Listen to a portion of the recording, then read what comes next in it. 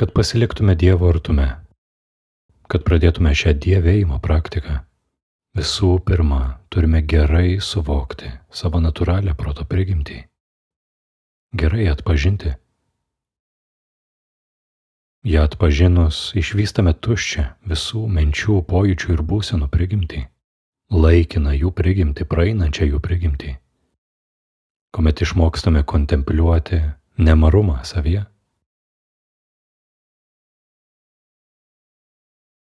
Antraip, be šios patirties liekame tarsi užburtame rate, nuolatinio pokyčio rate, būsenų pojūčių kalėjime. Ir tik žongliruojame tomis būsenomis patyrimais.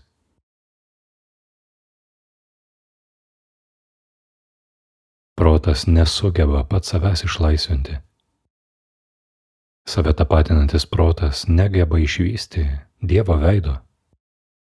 Jis užgožia Dievo būtį mumyse.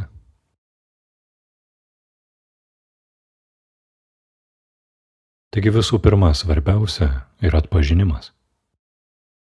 Kuomet mūsų dėmesio akys apvirsta į save, į savo ištakas, įgyjame labai svarbų patyrimą.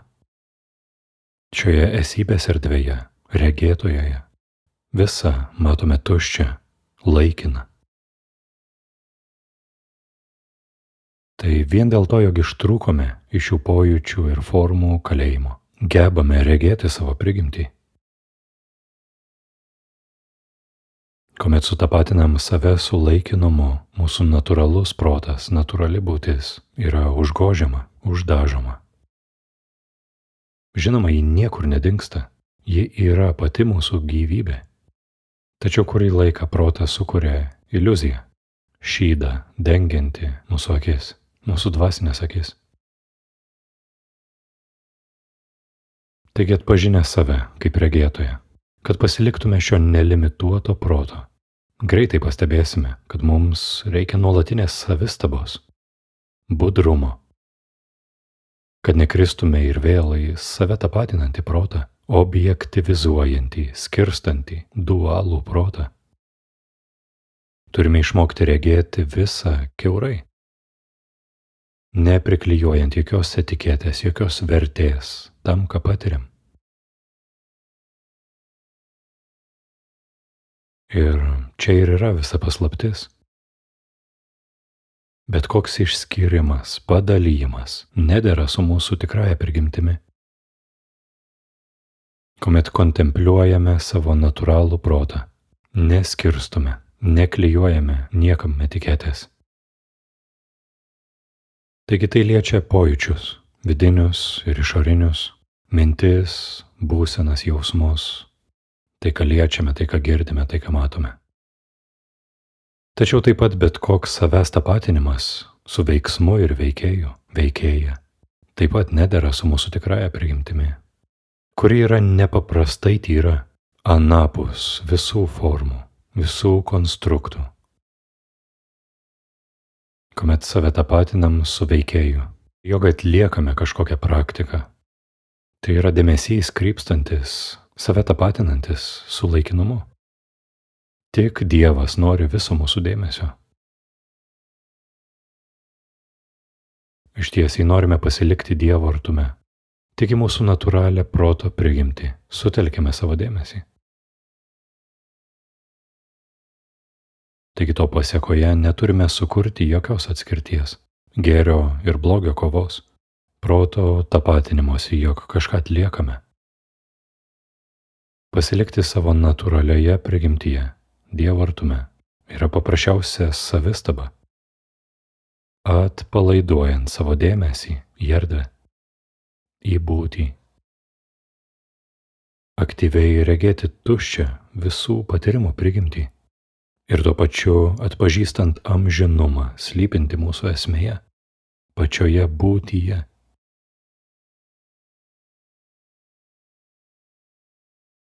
Taigi mes nieko ypatingo netliekame. Paprasčiausiai atpalaiduojam savo dėmesį.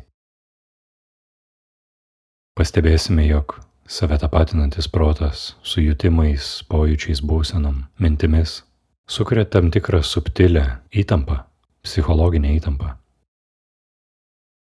Atpažinus tai paprasčiausiai paleidžiame, be jokių tolimesnių komentarų. Atpažindami, kad ir ką patirtume, tai nesame mes. Kad ir ką galime užčiuopti savo psichologijoje, kad ir kokį pojūtį. Visa tai yra antrinis dalykas, regimas iš šalies. Mes nesame šie pojūčiai, nesame šis kūnas, nesame nei asmenybė, nei protas. Esame regėtoje, grynasis sąmoningumas. Nepaliestas nei vieno jų.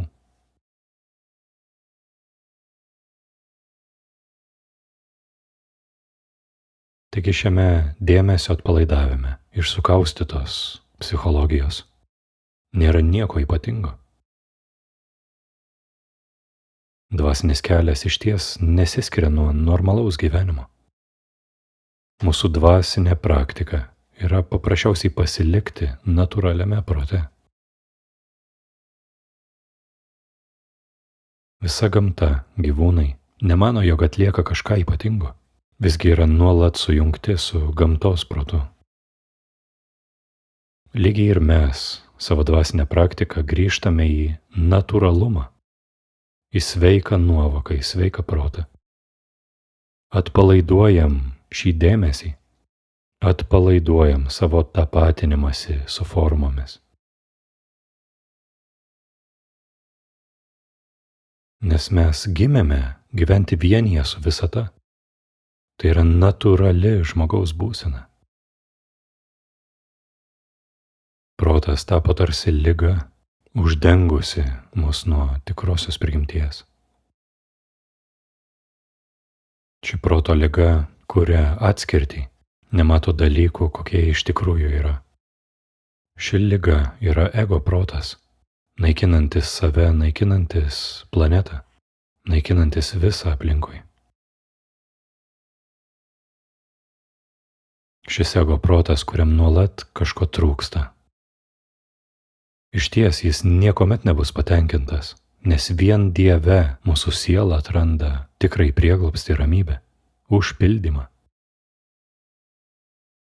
Kuomet protas nepažino savęs, kad ir ką turėtų, niekuomet nebus gana. Dievo artume, kuomet tikrai gerai atsiremiame ant savo prigimties pagrindo, nėra nieko, ko mums trūktų. Esame pilni šiame momente, šioje akimirkoje.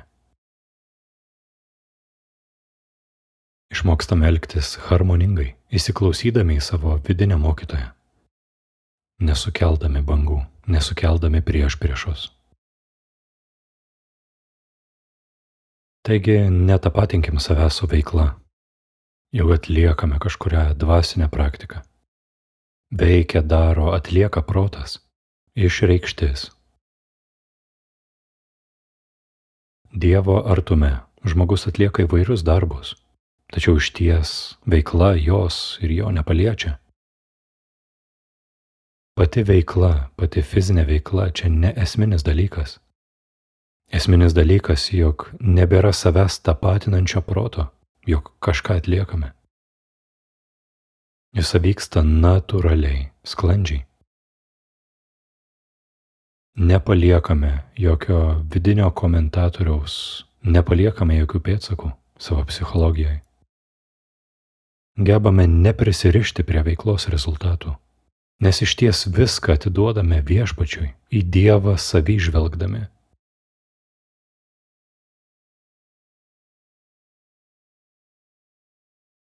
Tai tikrai reikia patirti praktiškai. Mūsų didžiausias sunkumas yra perkopti šį galingą protą, į kurį investavome tiek daug. Pasitikėti Viešpačiu.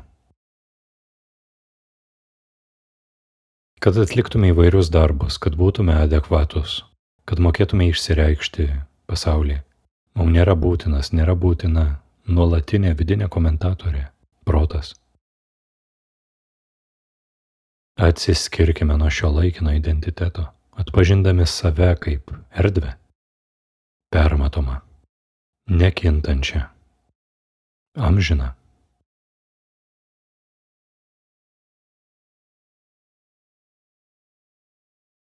Jėzus sako, budėkite ir melskitės, kad nepatektumėte į pagundą, nes dvasia ryžtinga, bet kūnas silpnas. Taigi greitai pastebėsime, jog tam, kad pasiliktume Dievo artume, turime budėti prie savo pojūčių vartų, lik sargybiniai.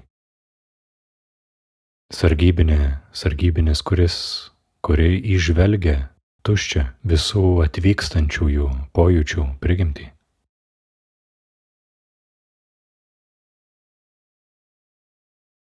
Šis budrumas nėra pastanga. Apie šį budrumą mes dar pakalbėsime ateityje. Tačiau šis budrumas yra natūralus mūsų prigimčiai. Kuomet gerai paleidžiame, atpalaiduojame savo dėmesį, ištraukiame jį iš viso to, kas jį sugauna, kas jį uždaro.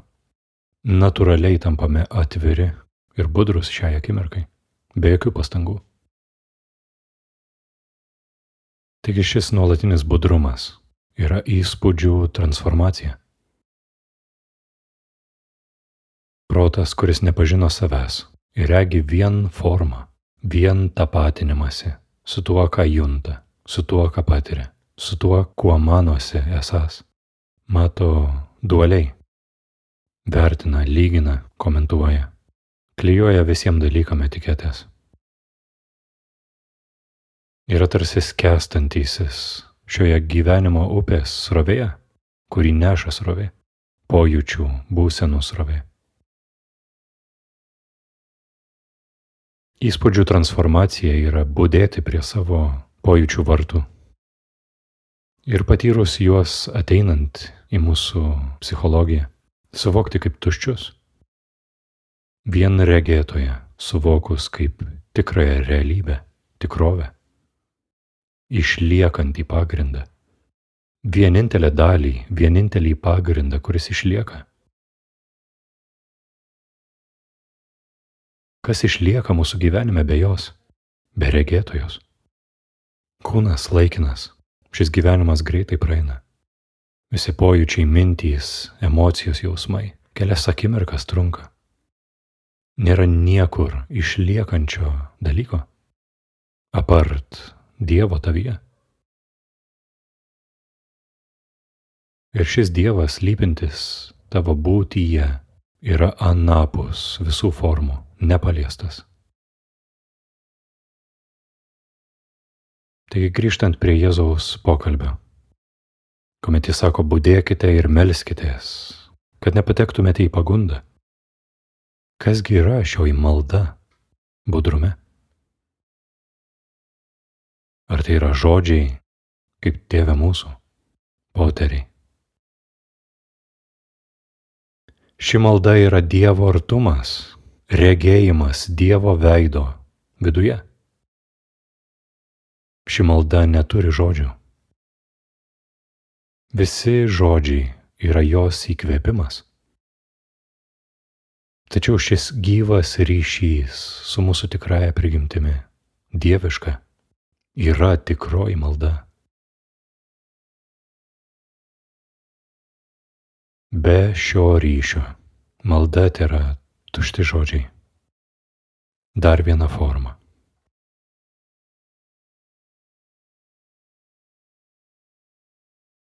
Ir šiose eilutėse budėkite ir melskitės, kad nepatektumėte į pagundą.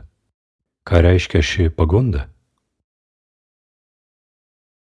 Ar tai yra pagunda pamačius kažkokį gražų daiktą, kurio mes trokštame? Ar gražų žmogų?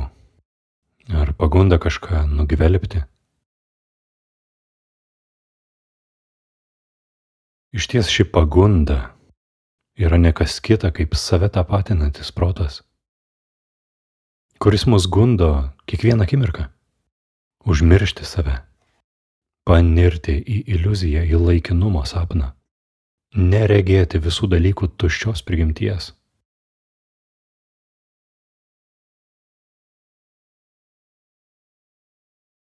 Taigi, sako Jėzus, nes dvasia ryžtinga, bet kūnas yra silpnas. Ir tikrai taip yra. Šioje dvasioje esame ryžtingi, pasiryžę šventai gyventi. Tačiau šis kūnas yra nuolat pilnas įvairių pojūčių, būsenų, jausmų, emocijų, minčių. Ir mums yra reikalingas pasiruošimas, pratybos, tokios kaip meditacija, kad įgytume stabilumo šiame kelyje, kad nebebūtume taip blaškomi, kad pasitikėtume.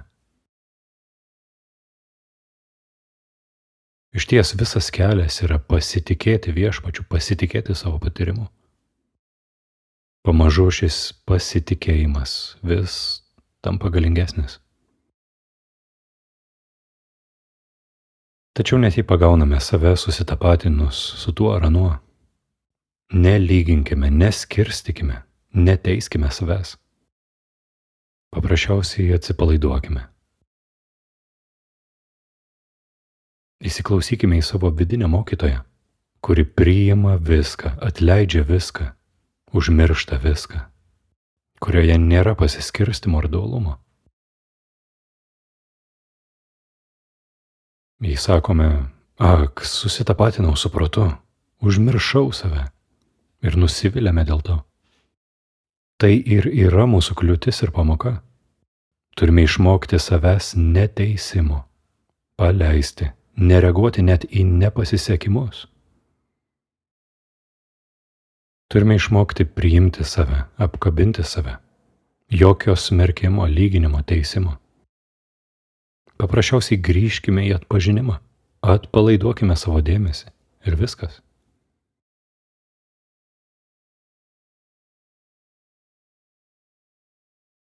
Taip pat suvokime, jog nėra reikalo keisti situaciją, pasitraukiant į vienuolyną, į nuošalią vietą.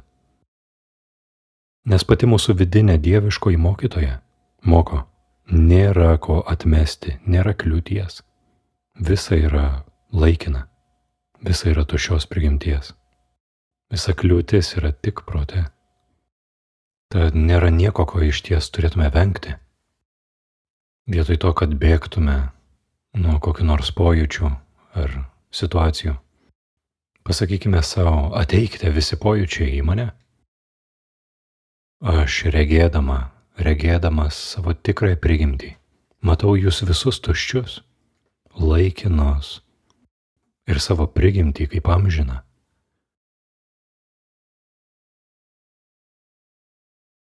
Taigi turime išmokti būti atviri visiems patyrimam.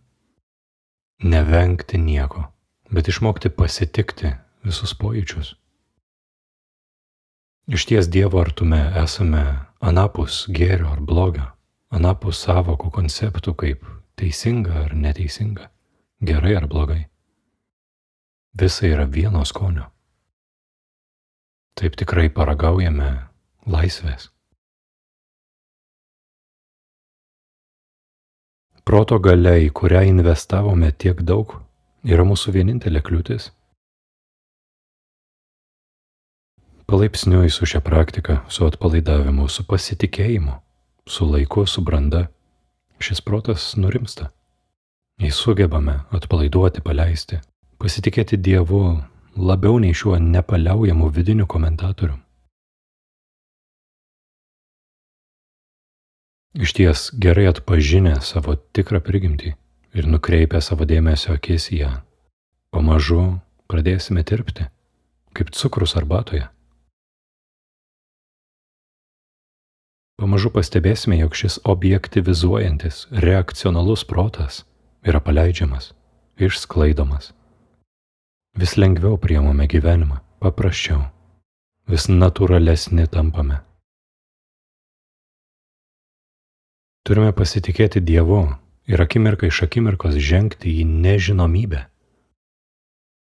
Išties Dievo artume yra šis patyrimas, jog žengiame į nežinomybę, į tuštumą, nežinodami, ką atneš sekanti akimirka. Vien pasitikėjimu esame gyvi. Tai objektyvizuojantis reakcionalus protas bando sutvarkyti savo gyvenimą pagal save. Dievo artume žengiame į tuštumą, į didžiąją tylą, pro tylos vartus.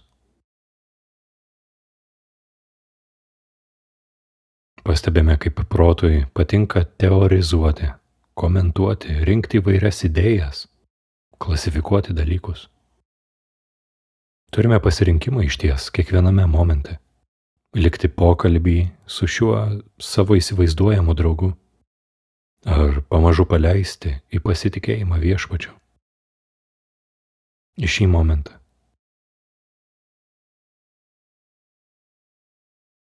Išties visi trokštame būti autentiški, būti savimi. Šis protas yra susikaustęs.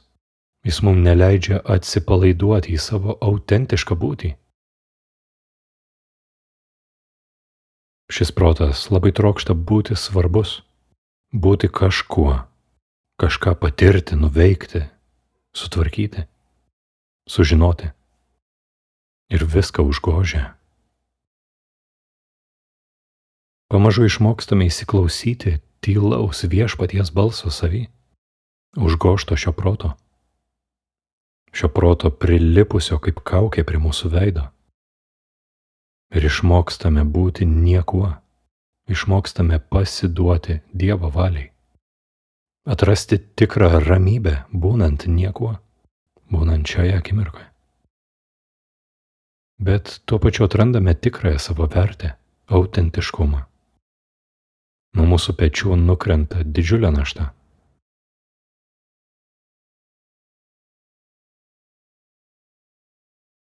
Taigi šis protas buvo ilgai mūsų iliuziniu identitetu, kuomet jis yra taip gerai pamaitintas mūsų dėmesio energijos. Jis kovoja dantimis ir nagais, kad save išlaikytų. Trokšta būti visako centre. Tačiau šiame centre ir mūsų sielos soste išties turi atsisėsti esybė, Kristus, Dievas mumyse.